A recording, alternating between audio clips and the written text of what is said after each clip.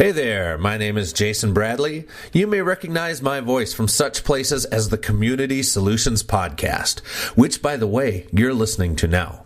Before we begin, can I bend your ear for just a moment? We want to bring you the very best in quality and information each week. You can help us achieve that level of greatness. If you sell something, want to announce something, or try to convince others to vote for you, consider advertising on the Community Solutions Podcast. You can email us at commsolutionsmn@gmail.com, and we'd love to help you tell everyone about what you do. Once again, that's commsolutionsmn@gmail.com.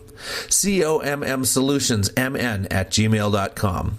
Let us be your solution to increased sales. We thank you ahead of time for your consideration. Okay, enough yammering.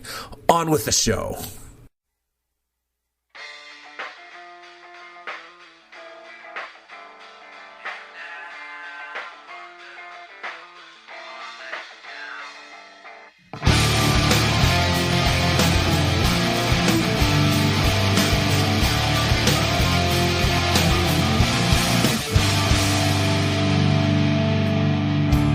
Hello, is it me you're looking for? This is the Community Solutions Podcast. I am Jason Bradley, and as always, Mr. Richter, it's a pleasure. It is always a pleasure, and I know I'm what you're looking for if Jason's not. Oh, boy. Well, man, does time fly. Wow. We spoke a week ago, was headed to Dallas. We're back in the saddle. We're ready to make things happen. Oh, what a couple of weeks of drama, huh? Big time. Big time drama. We're not talking about Wimbledon or the U.S. Open or is the latest movie Bachelorette. Keeping Up with the Kardashians. Whatever. I don't know TV today. Yeah. A Fuller House. I don't know what's on. A Fuller House. Is that what you're watching these days, Andrew? No, I'm waiting for The Ranch to come out on Netflix. Okay. Next thing. Well, there you go. Sam Elliott. Yes. So that's a good one. No dinosaurs in this one? No. Okay. No. All right, good. I was worried he was being typecast. No, not since Tombstone.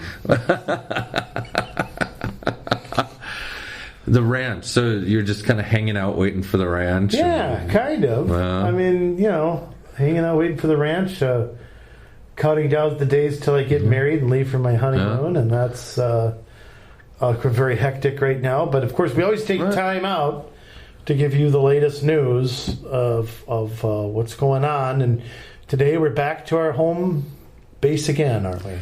We are, and I know. We've been making the rounds, we've been throwing the ball around the horn a little bit, so to speak, but anytime that you have a lot of good stuff happening, there are others who will come up and try to undo that or try to trip you up. And I'm not saying that's exactly what's going on here, but I think just kind of I think that as we look at this issue today, it's an important one, and I think it's going to be for people in this area. Again, Crystal is going to be able to lead the way to show how to kind of diffuse things. And we're talking today about the issue. I don't know if you saw in the news that there was a shooting down in Bassett Creek Park, which is down close to the southernmost end of the city, and a young man was shot, not killed, but shot. And Khalil Thompson, yes, 18 years old. 18 years old. Appears maybe there was some mental illness issues. That's what they're claiming. I think that I don't know. It hasn't necessarily been established as a fact. Has not. So There's a lot of guessing going on. There's a lot of drama and anger and things like that going on. We have had groups like Citizens United Against Police Brutality and who seem to operate in Crystal and nowhere else. Yeah, well, I've seen they do some work in Minneapolis. Yeah, okay, and whatever. So Minneapolis, I assume every group like that is there, but yeah, for some reason they've picked Crystal as a place to establish a home base. I mean, I said before a few years ago there was an alleged, and I don't remember what came up with it, alleged police brutality incident in Robbinsdale, and I can't remember what I don't want to say because I don't remember, but COAPB was nowhere. Right. So they were nowhere to be found. So I think this group kind of cherry picks where they want to go, and that's something worth noting, I think. But yeah, you're right. I mean, there was a shooting May 24th. We don't know. Well, you and I know a few things, but how we know it, I don't want to say. But the facts are really not in, as far as I'm concerned.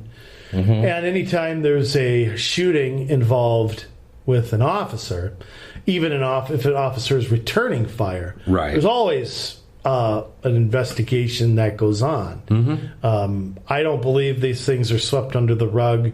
I really don't. I can understand how that perception may be out there for some, but investigations aren't done in an hour. And you can't convict people without basic constitutional provisions happening. Well, I mean, this is America, right? Innocent until proven guilty? I think so. It seems... I think in some quarters, it's guilty till proven innocent. Right. So, and that seems to be the case. So, I mean, we've had now... Citizens United and Black Lives Matter and a couple other groups come out to the city. A week ago, they did a march that oddly ended up over on Winnetka. New Hope. Ended up in New Hope, and everybody was kind of confused, and they went home. But whatever, freedom of assembly. Yeah, that's fine. And then they came in just last night to the city council chambers, or 2 nights ago on Tuesday. June 7th. June 7th. 6th, I'm sorry. Yeah. And it was kind of disconcerting, I think. I know you watched it on TV. I watched it on TV. Well, I watched the whole meeting. Yeah. And what happened was it was a pretty short meeting. Mayor Adams, who we had on the show a few weeks ago, had an open forum. There were a couple citizens that spoke. Nothing really happened. And then toward the end of the meeting, when he was doing announcements, a group just marched in. Mm-hmm. And they were yelling and screaming. And they just started... Mayor Adams was trying to reopen that. Some of them wouldn't go up to the microphone. One lady shouted... basically told the mayor to shut up. Said, we're not here to listen to you. They were cursing from... They were yelling the S word, the F word. They looked like fools. Sorry, but if you're going to take some advice here from somebody who has done community organizing, and we've been far more successful in any group like this. Okay? Going someplace and yelling and screaming and swearing and calling people names and convicting law enforcement officers of something is a great way to not get people to be sympathetic to your point of view. Right. I'm sorry, that is not how you do business. I don't understand think about this for a second. A shooting happens, and within hours, these groups were all out with their story was already written, their conclusions were already drawn. It was get the facts, that they had, and then somehow make the story fit. Right. The cops are supposed to have ESP and know that somebody wielding a gun, which looks real. There's other people around. There's homes around. There's people in those homes. You don't know who's going to do what. And the cops have to stop and make a judgment call. Yeah. And I want to say something, too. I'm not here as a police apologist. And I want to back up a second. This reminds me a lot of in 1968, when President Nixon became president. He talked about the silent majority with the Vietnam War. The media portrayed everybody as either Rambo or a hippie. And that, of course, wasn't true. Yeah. I think President Nixon was 100% right. I think this is another issue where either you're an apologist for the police or you hate their guts. And most of us aren't that. Right. And I would put myself in that category. Me too. I've criticized the Crystal Police when I've thought it was necessary. I have praised them when I thought they've done a good job. I think the Barway Collins case was an example of the Crystal Police and Hennepin County did a superb job. Yes, I don't remember Black Lives Matter praising the police for finding the killer of this black kid.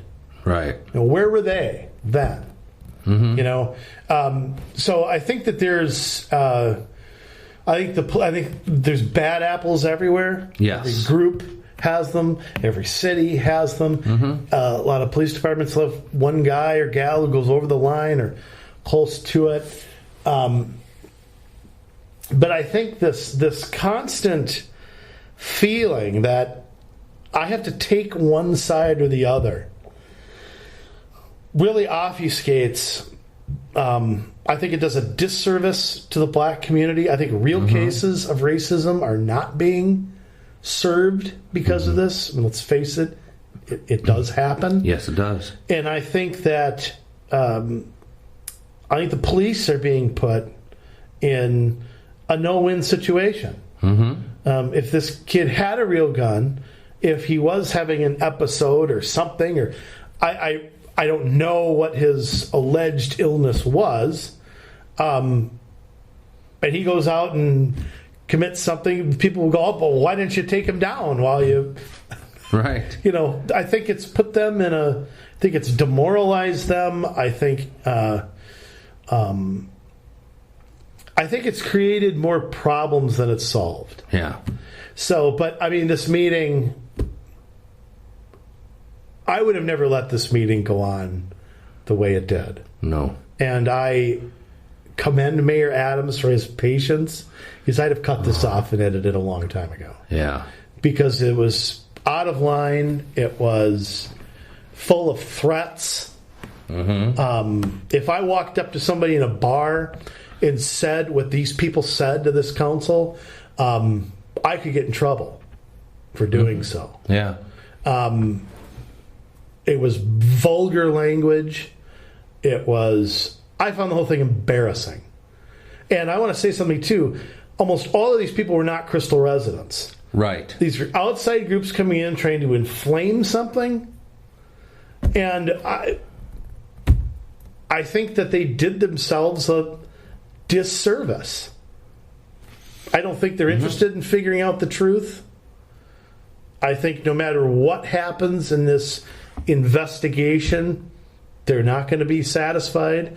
They have a warped sense of what the city council does. How many times have you and I talked about how the city council doesn't hire and fire police officers? Exactly. They don't charge people with crimes. I don't understand what they're trying to accomplish, but worst they could do is get the council to get rid of the city manager or force the city manager to get rid of the police chief. But that's like it's like, I'm going to see if I can make you go tell your brother to enforce something with his kid. It's ridiculous, because you're not going to the right people. That's like going to your garbage haulers and telling them that they got to make sure the mailman gets all their stuff there on time. it's like going to the golf course and asking them why the bowling lanes aren't oiled up enough. You're full of analogies. It is. But you understand what I'm trying to say. I mean, the city council can't do anything. And maybe they should be able to. Maybe I mean, we'd have to rewrite our charter. Yeah. But I mean, and you know, here's the other thing too. And I say this with some hesitation because this is something that used to bother me about previous councils. But one of the things that they said that really inflamed me was, oh, there's not enough minority police officers. Oh, there's all white people on this council. Well, you know what? If you don't like that, recruit somebody to run. Mm-hmm. You're not entitled to office. No. Look at the last time around in Crystal, 2016. Wasn't one minority who ran. Mm-hmm. Well, how are you supposed to sit in the city council if you're not running? So shut up and run if you don't like what's going on. That's what I did. Yeah. When I served on the planning commission, there were no minorities. You know why? Because none of them volunteered. Mm-hmm. Whose fault is that? I mean, sorry, but I mean, you want to be represented up there, then you need to find a candidate that can get elected and persuade people to their point or whatever. Mm-hmm. Those seats aren't entitlements. No, and they shouldn't be. You know, and it really inflames me that groups think that somebody of their skin color. What if I walked into a place and said, you know, there's not enough honkies on this council. We need more white people here. Mm-hmm. I'd probably be dragged out in handcuffs. Yeah. I'd be called a white supremacist. But why is it different if it's somebody else? You're not entitled to office. And I think it's a great education here to say to people, the way you get involved in your community, the way you change things, the way is not by coming to a council meeting and yelling out the F word, not by seeing who can scream the loudest. It's by participation. Mm-hmm. And I'm going to take this, let's even dial it back further, because, yeah, you're right. You can't come and scream and swear and name call and threaten and expect to change things. Look at how we did things. We filled up the room to standing room only. We were polite. We addressed the council. We brought facts. You were polite. Well, I'm just saying. We were strong advocates. We were. And we got the community of Crystal rallied behind us.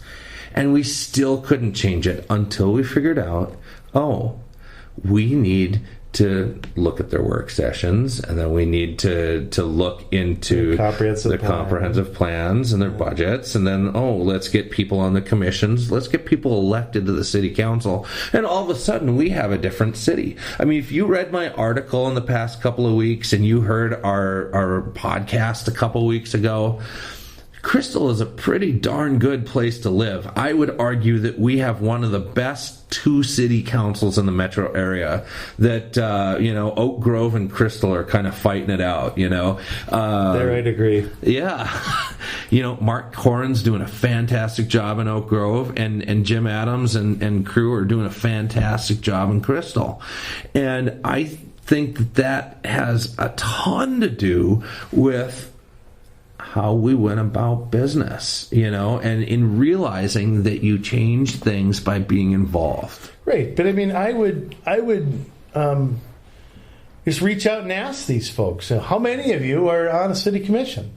Mm-hmm. How many of you came to a city council meeting not to yell and scream, but about some issue before you got here? Right. You think I could count it on one hand? So, I mean, I think, look, and there's trial and error and everything, but I think that, like I said, from what I saw, I found it embarrassing. I found it really self-defeating to do what they did. Well, and like I said before, they're not interested in the truth. They're not interested in the facts. Mm-hmm. The story's already written for some of these folks. Now, some of them had things to say that were not inflammatory.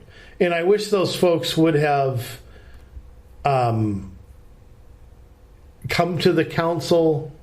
You can come during, they have the... citizen input time. Right. They could write a letter to the editor. They could do something more constructive with it. Standing there shouting just, I think, brings them nowhere. And it's too bad. It really is. Because I think there are legitimate issues if this person who was shot really did have mental health issues, if that was known to somebody or not somebody, or and this kid needed help, it's not up to the Crystal Police to do that. Something fell through the cracks too. Right. So where's the accountability there? I think that there's a lot to be learned from something like this, and unfortunately, I don't think anybody's interested in finding that out. No. And that's the thing. I mean, the BCA, the Bureau of Criminal Apprehension, has not released all the facts yet. I mean, we don't and they're not know going to a lot. Right now. No, obviously not. You don't want to put a bunch of stuff out before any kind of a court case, or, you want things to come out at the right time so that the facts don't get tainted. And, it's just too early. But yet we've got people like... Jason, is it Sewell with the NAACP, that he's out there putting out messages right away saying, don't call the police, or this is what happens, with pictures of Khalil Thompson in bed with tubes on him, and he's also the guy that said Minneapolis parks were racist. Yeah.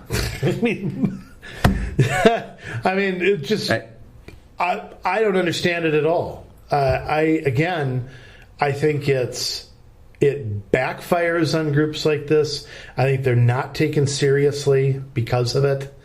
And I wish that they would, that these groups who really feel and have a passion for this would be productive about it. And if you think a city is not up to par like we did, there's a way to work for that change, and there's a way not to. Right. And that doesn't mean you give up your core beliefs or anything like that. It just means, if you're going to get citizens of a community to... Ultimately, Crystal citizens would have to be up in arms for anything to happen. Right. Not any outside groups crashing a meeting. I wonder, this little march, other than John Budashevsky, how many citizens of Crystal really were in it. Yeah. And I don't know what it accomplished. Yeah, and that's a great point. I mean, the one Crystal citizen we know of in that march was one of our own council people. Well, maybe your council people. Well, no, he's technically he is, but Ward 3, not my guy, right? So it's funny how his name keeps coming up. When there is something that shouldn't be done, he shows you how not to do it. Well, people know what I think of him as a person, but he has ceased to amaze me, or I keep feeling like I've seen the worst of him, but every time I see that, another version, you got Budashevsky 3.1, Budashevsky Windows 95, Budashevsky Vista. A new version of horrible comes out.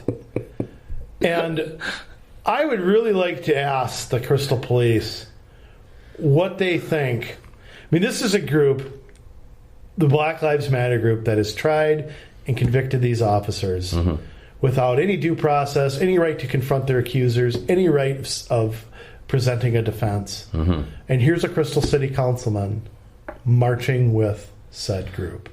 Without any facts from the BCA, any of it. And as far as I'm concerned, he should be publicly reprimanded for this. He should. I think he should be censured from the council.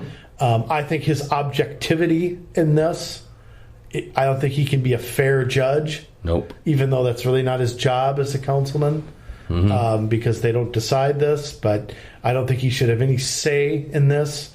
This shows me, when you're an elected official, You have a responsibility. Look, he can support these groups in his private time.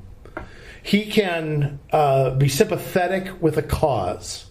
But we went through this with Laura Libby, where there's a difference between being an activist and being an elected official. Those two things aren't the same.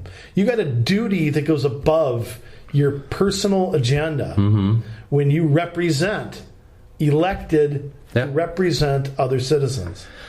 I mean, are you telling me, and I don't mean you, Andrew, I mean the people of Ward 3 of Crystal, that he represents you when he's out marching with Black Lives Matter?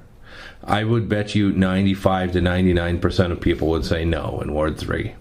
Yeah. I mean, it's... I don't know, the words I would use to describe how I feel, I probably can't say on the air here. It's just, but I still call on the council to publicly reprimand him. Yeah. I think he should have his committee assignments pulled from him. I think he, as far as I'm concerned, has abdicated his duty as a council person. Well, it gets worse, though. I mean, it's not just that he marched with them. They came into the council chambers. At the end, they were doing a chant. I don't even remember what we're going to keep coming back. We're going to show a force of power, whatever it is. We're for tennis on Wednesdays, whatever. Whatever it was. The camera twice showed Budashevsky joining in their chant. The second time, noticing the camera was on him and stopping. I'm sorry. That's some cowardice right there. Well, I'm gonna camera. Well, it fits in with who we know him to be. I mean, like I said, nothing he does. He's got no shame or anything like that, and. He's got no respect for anybody else on that council. And it's obvious that he has no respect for the police officers that if his house is burning down, he'd be calling. And they would come and they would do the best job possible. They would do their duty even if it's for him. I wouldn't, but they will. I mean, it's like I said, I'd like to ask those police officers what they think. I'd like to ask the chief what she thinks. The chief wasn't involved in any of this. All right. I'd like to ask her, what do you think of when your council people walking down with a group that wants to charge the officers that work for her with attempted manslaughter or attempted murder. Right. And fire these people. So but it's something that I do think I think this can't be let go. Right. And we're the only people who put this out. It's funny.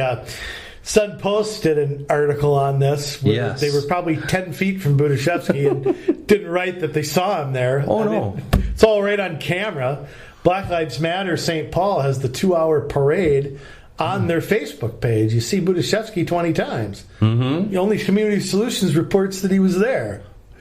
Well, that's the norm, though. That's what we've come to expect. I guess so.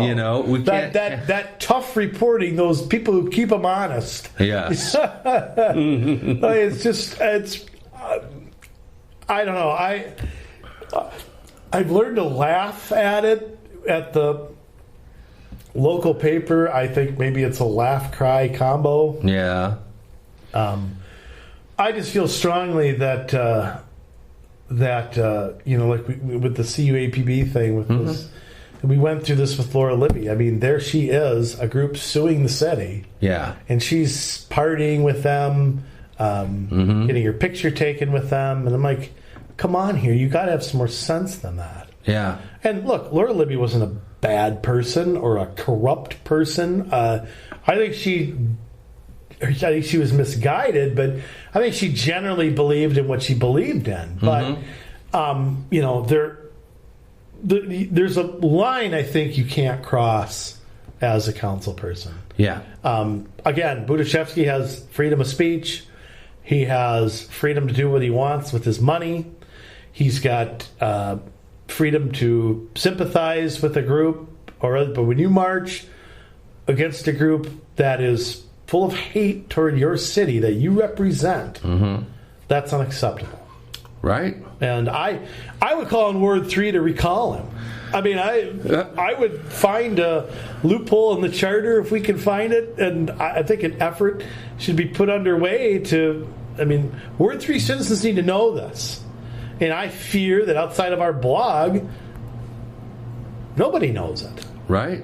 And so, that's true, but I've noticed, the traffic has been super high with the articles that we've been putting up about Crystal lately, including the John stuff. So people do know about it, and I think that more people will continue to know about it. I think you're right. It's up to the residents of Ward 3 to do something about it. Will they? I don't know, Well, unfortunately, you've got a guy who's got 3.5 more years to serve. Right. So I don't know what can be done in the meantime, but I think there needs to be some residents who rise up against him. At least demand an apology. Well, I mean, I don't think you're going to get that from him. I think that I think he'll be defiant and arrogant and self-righteous, and I think good. Yeah. Well, I mean, it says all you need to know about him. Yeah. I mean, it really says nothing about us. It simply he's letting everyone know who he is pretty openly. Right. So, but I would back up. I just want to go back to the issue generally speaking, and how the there are things I don't like that police departments are doing. Right. I mean, I've been open and critical of police militarization, which I think has gone on. Yes, it has. I think local police's job is to enforce city law, right? Not state law, not county law. Although, like, hyper city law on the other side are like unmarked cars doing traffic stops for people going 5 miles over the speed limit, which I think is ridiculous as well. Yeah, but I mean, if Hennepin County wants to have a curfew law, it's their job to enforce it. It is. If the state wants to, ban e-cigs, they can do it. And we have gotten the police department to kind of not enforce that. Right. Because I know the council is very hostile to what Hennepin County did. And I'm not saying this about Crystal either. Don't misunderstand me. I'm not aiming what I'm saying at the Crystal Police Department. Right. Solely. Just in general. Yeah, and there are tactics I don't like that I think are constitutionally questionable. Yeah. And so I think there are legitimate reasons to, I don't want to say fear the police, but I know that I fear the police sometimes. Yeah. I think when I'm driving on a holiday weekend, I feel like there's a bunch of people trying to target me for any little infraction of something or other. I think that, extra enforcement of something is click it or tick it. What? Yeah, I mean, that's really not. I mean, I have my view of what local police should be doing, and I don't like it when they collude with other police departments. I think that's where you get the same thing you get with every city. You get the best practices and the one size fits all things. At the same time, though, I do have a respect for what they do, and I have a respect for. There's a lot of police officers who've been killed. Yeah. In the line of duty. Too many. Yeah, I mean, there have been too many, and I don't know what it's like to put on a uniform, getting a call, having no idea, pulling a car over and having no clue if somebody's going to pull a gun on you or I mean, I don't know what that's like. Right. And so I'm in the middle when it comes to police officers and enforcement. There are things about it I don't like, but I still have a respect and a certain amount of praise for what they do. So I do think that puts me where a lot of people are. Right. You know, I think anytime you make a villain or a god out of somebody, you're not seeing the picture for what it is. Yeah, it's like hero worshiping a president or a baseball player or something like that. You know, everybody's fallible, but you know, I feel like this problem is going to get way worse before it gets way better. Right. And I see people fanning the flames rather than trying to come up with a constructive answer to it. I mean, if you're really interested in changing perceptions, changing policy, like we said, I mean, there's a way to do it and there's a way not to do it. And anytime you convict people before something happens, to me, you make yourself look bad, and you do a harm to your cause. You do. So, but and to come in like they did to a public meeting and try to make every member of that council say that the specific phrase "Black Lives Matter," that they had to admit that, and one of the council people said, "Well, yes, I believe that all lives matter," and everybody started shouting, and it was crazy town in there, and it's like. You know it. But what's unsensible about all lives mattering? What's insensitive about saying I don't care if the victim is black, white, green, orange, purple? An investigation's going to go on.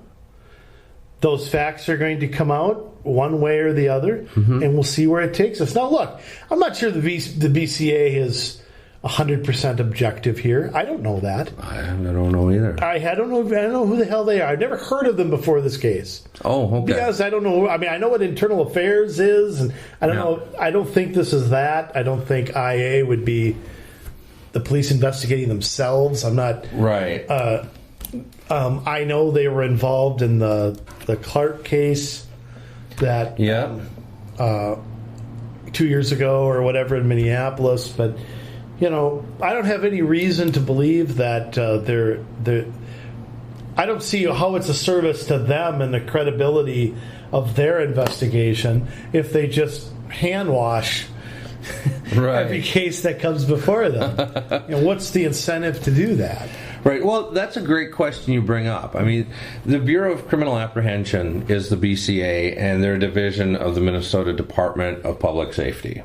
So they're wrapped in with that. Amber Alerts, they do investigation, specialized law enforcement services around preventing and solving crimes. They partner with local law enforcement. So they do a lot of analysis, forensics. So how is it that they investigate this case? I mean, are they supposed to do it? Is Crystal having them do it? I mean, I don't know if you know the answer. I don't. I would assume that Crystal's having them do it because it's an outside entity that is coming in. I don't know that there's like a Minnesota law. Don't quote me on that. Well, actually, I'm just kind of looking things up here. Well, that just says where they're created under Minnesota law. Okay. But that's as all things seem to be. Not by executive order. Yeah, that's correct.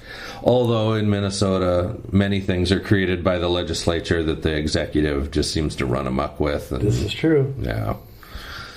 So, but. Okay, so they're a group that should be fair and impartial, coming in from the outside. They're not law enforcement. They're part of the executive branch of the government. So, you know, everybody's buddy, Mark Dayton, you know, appoints a head of the Department of Public Safety. These are all people that are hired under that structure. So they should be able to come in and not bend something in the way of the Crystal Police Department unnecessarily. You would think. I mean, they deserve a chance to do an investigation, don't they? Mm-hmm. I mean, I don't know. I just, like I said, this issue is just, to me, is it seems like every time there is, and I don't know how much quicksand I'm stepping in by saying this, every time there's a shooting involving a minority victim, mm-hmm. it seems like it becomes an animal in on its own. That I don't want to bring up the Clark case, but that was another case where I don't know how anybody could get to the facts with all of the back and forth, right, and fear mongering, and on both sides. And I just, I wonder, are we ever going to get to a point where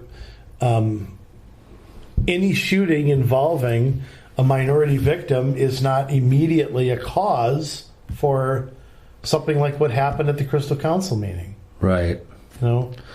And that's a great point to make. I mean, those of you that are out there in Onamia, or maybe you have a little less reason to think that something's going to happen like that in your town, especially in greater Minnesota.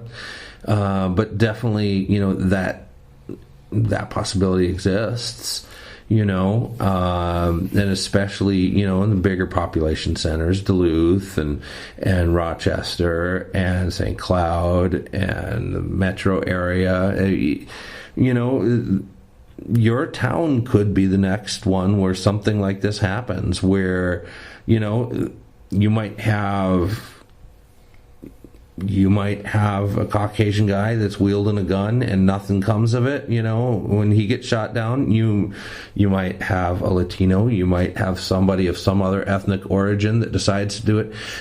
The outcome of this, it really is important, and we can't sweep that under the rug and say that, this is Crystal or that's Minneapolis. And no, I mean, this group is looking for cases like this to get excited about, because they want to see a fundamental change happen when it comes to the way that cities are policed. Getting excited for a shooting. Mm-hmm. Something fundamentally wrong with that. Yeah, I mean, again, the like I said before, the story's already written from their perspective. Police are racist. They're going to shoot a black guy every time that they can. Like I said, I mean, that's what they're looking for. Yeah. The truth behind it is irrelevant. And here's the thing too. I'm one of the things some of these groups say too is we need more minority police officers. Mm-hmm. I don't know what that would accomplish. They get the same training, the same. Justice is supposed to be blind, right? I don't see what that's. But one of the problems I think that's happened is half the minority kids in Minneapolis don't graduate high school. Mm-hmm.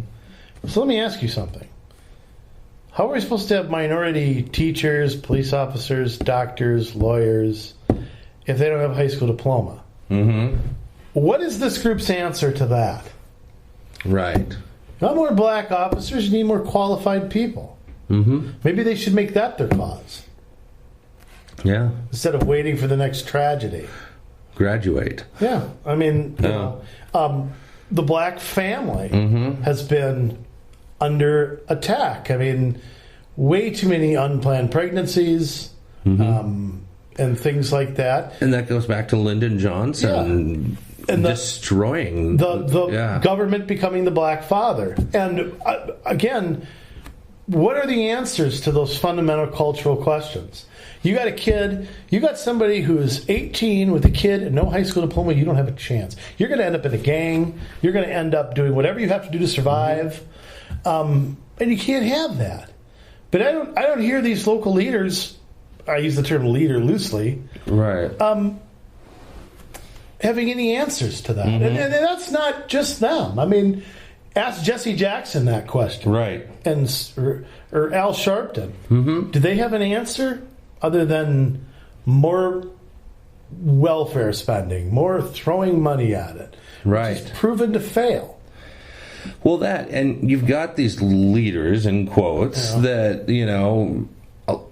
throw reverend before their name or whatever, but yet they disobey the fundamental tenets of the faith that they say they practice, about loving your enemies, about blessing those who curse you, about turning the other cheek, and instead going about it the constructive way like we did it, and let's get people elected. Let's by the way, there are some that do a good job. I know absolutely there are. And where are they? They should be the ones outraged. They're being undermined. They're being made a fool of. And nobody seems to have any courage to speak out and say something. Right. So, let me be clear about something too. I want minorities to succeed. The idea that I want gangs or I want, bad neighborhoods, or that I want kids to fail. Why would anybody want that? I want success. I want opportunity to be there. Yeah. So I'm all about the opportunity. You got to make of it what you make of it. Because I'm going to say this. I mean, if we're looking, in the last podcast, we talked about coming up with new technologies that, expand the human mind. Let's come up with new technologies to come up with new ways to produce energy, whether it's clean, renewable energy, whether it's refining the way we go with gas and coal. If we're limiting that to white kids, I'm sorry, but we're probably missing the new, Albert Einstein. We're probably missing the new Thomas Edison. We're probably missing the new Nikola Tesla. We are limiting ourselves severely. We need to bring in, we need to give a full education to our black students, our Asian students, our Latino students, our white students, and we need to let the cream of the crop arise. The people with the highest IQ, the people that are dreamers, that are doers, that are visionaries, that can pull down the stars and make these things happen. That's not limited by race. And when we are limiting people almost by saying that they can't make it because of their surroundings. I think that what we provide in love, in adoration, in our homes, in our family units, in the way we support each other, through our churches, being involved in the community, that's how we change this. It's not about we need more money from the government, because we've seen more money from the government and it doesn't get us anything more than what we already have. Instead, we need to see people being better people. Not coming and shouting curses and threats in a city council meeting, but let's teach our children how to be polite and how to excel and study and research and be the best that they can be. Well, and education is earned. I mean, here's the thing. You can get a great education anywhere in this state. I mean, you have that opportunity. The taxpayers have laid it out in front of you. Now, it's not the same 100% everywhere, but it shouldn't be. Right. The public schools can't be everything to everybody, which is why I'm a voucher supporter, because I believe that empowers students and parents, right, not to just leave everything up to the schools. Right. But that issue aside, if you want a great education, it's there for you, but you got to go out and earn it. And I think that's another thing, that's the earning aspect. And that cuts across races too. There's lazy white kids out there. Absolutely there are. I went to school with a number. Yeah. I saw some at my reunion. I mean, there's there's people of all walks of life that come with whatever their home life is, Also, but there's more options, more choices, more opportunity than there's ever been. And why would we want to restrict that for anybody? I have no idea. Of any race. Why would we not want to give them the option if they want to get to a private school, a charter school, a magnet school, to homeschool? Why do we strip that choice from them to be able to be everything they can be? I know why, but I mean, I think it's that.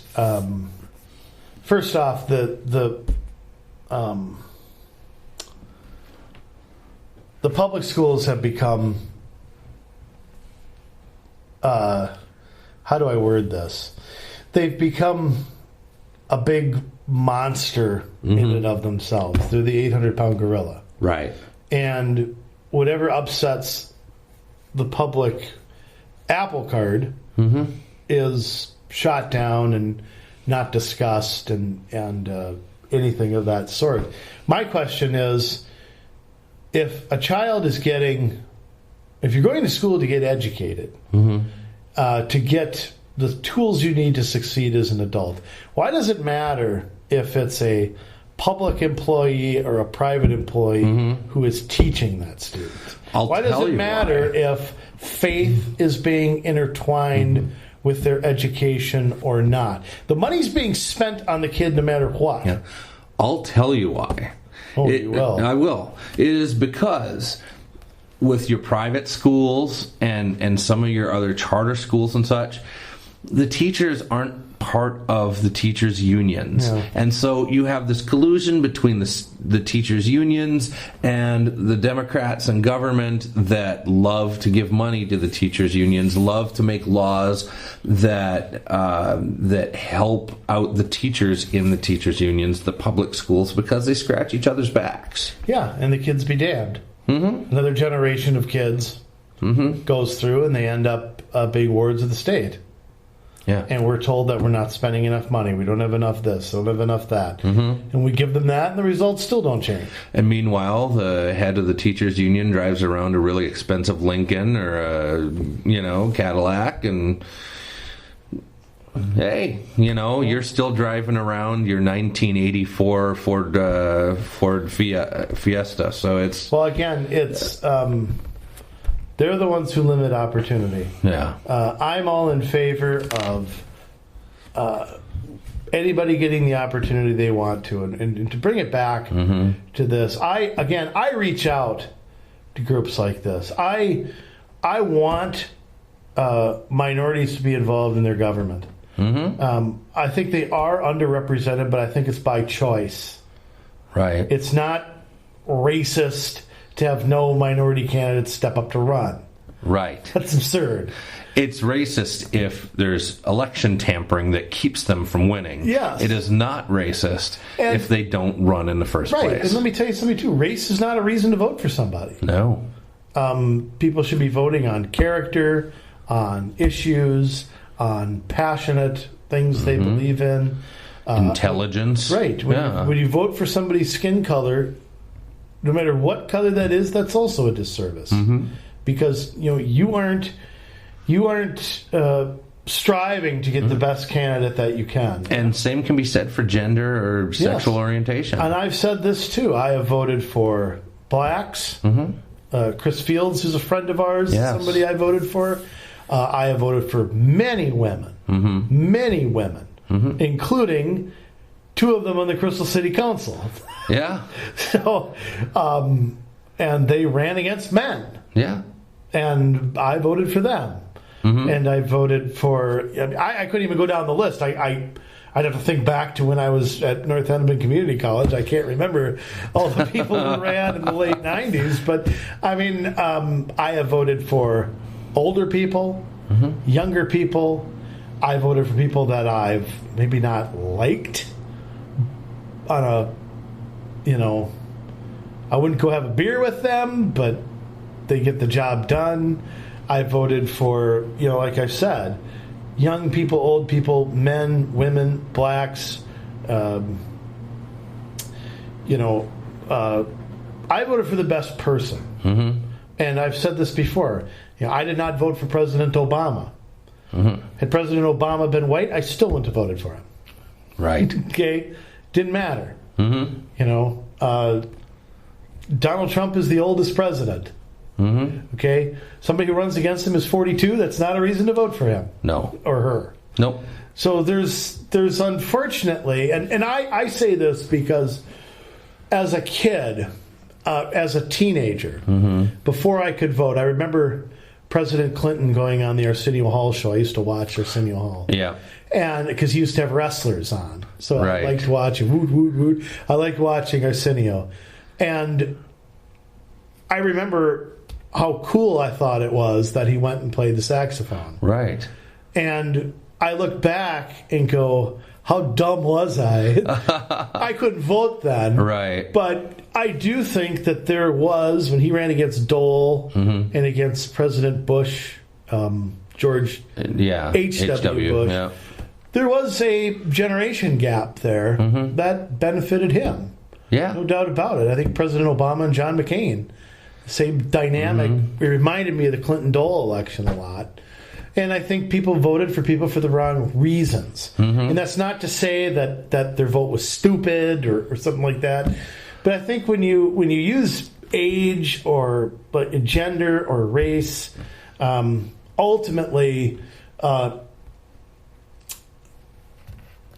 we're supposed to be, people want us to be blind to that. At the same time, they use it as a reason to support something or someone. Right. So how can we have both? Yeah. At best, you're getting a one-issue candidate. At worst, you're getting somebody who isn't going to be able to give a lot of insight into things. Where I mean, is prosperity a black, white, male, female? What kind of issue is prosperity? I don't, And this is what I'm trying to say is that a rising tide floats all boats, right? You want to have somebody that can make your surroundings better so that you can have a chance, an opportunity to prosper. Right. Not just changes some rules so you can get a leg up. Because next person that comes along that maybe doesn't subscribe to your point of view, then you're sitting at a disadvantage. Yeah. Well, bottom line is I challenge these protesters who talk about the all-white council or the all-white police department to do something other than stand and yell the F word. You don't like what's going on. We have the blueprint for how to do it. Absolutely. And so I challenge them to run for office, to join a commission, to start a blog, to be a positive force in their community. And we'll see what happens here. But if I had to place a bet, it's going to be a summer of screaming. Yeah, absolutely. And I'll tell you what, Mayor Adams and the council can't let that happen. No, they can't. They can't let this become a circus. And Mayor Adams showed way more patience than I would have. Patience, compassion, all think of it. I would have not sat there and taken what they took. And so they're going to have to take control of the situation at the council meetings. Yeah. It's not their job to investigate. It's not their job to do that. Nope. But they're going to have to. They're going to have to do something to not make this become a circus. On the other hand, any of you out there that are minorities and you want to learn about what's really holding you down, you want to learn about what is happening at through the League of Minnesota Cities, you want to learn about what's coming down through the Minnesota Pollution Control Agency, you want to learn about the things that are keeping you from keeping more of your money, from earning more money, from being able to live as free as you want, contact us. We'll be more than happy to come teach you about those things and teach you then how to get involved in the process. Because we do want you to be successful, and we're not here to tell you that we're gonna give you the world and not do anything. You've already got politicians that do that for you. We're here to come and hold your hand and walk with you through it so that you have an understanding of how government works and how to change the system so that it benefits everybody, including you. We want to be there. We want to help you out. So get a hold of us. COMMsolutionsmn@gmail.com. COMMsolutionsmn@gmail.com. And if you see anything going on in your city, anybody, I don't care what stripe or walk of life you're from, you let us know. We're writing about it all the time. We're putting things up on our blog. We're the ones who busted open the whole Big Lake is trying to get down to one garbage hauler issue. God. That was a tip-off to us from one of our faithful listeners out there, and our blog has been blowing up huge just because of that. We posted that audio out there. We'll do the same for you. So get a hold of us. Our blog is COMMsolutionsmn.com. Minnesota, we love you, and that's why we're here. And it doesn't matter what color you are. It doesn't matter what gender you are. It doesn't matter what religion you are. It doesn't matter. None of it. We love you, Minnesota, and we are here to make Minnesota a better place and to expose what is happening, to what is keeping good Minnesotans down, because we want you to be free. We want you to be prosperous. So, you got anything else for us this week, Andrew? No, that was a good summary right there. All right. Well, keep your ear to the ground. And we're going to be... Was that a Casey Kasem thing right there? That might have been a case... All right, sorry. Keep your ear to the ground and your nose to the sky, or whatever. The top 40 this week with Casey Kasem. That's right. Sunday nights. See, we can have a little levity, even with such a deep subject as that. That's good. We're going to call it right now. So, thank you, guys. You're fantastic, and we'll talk to you in a week. So long.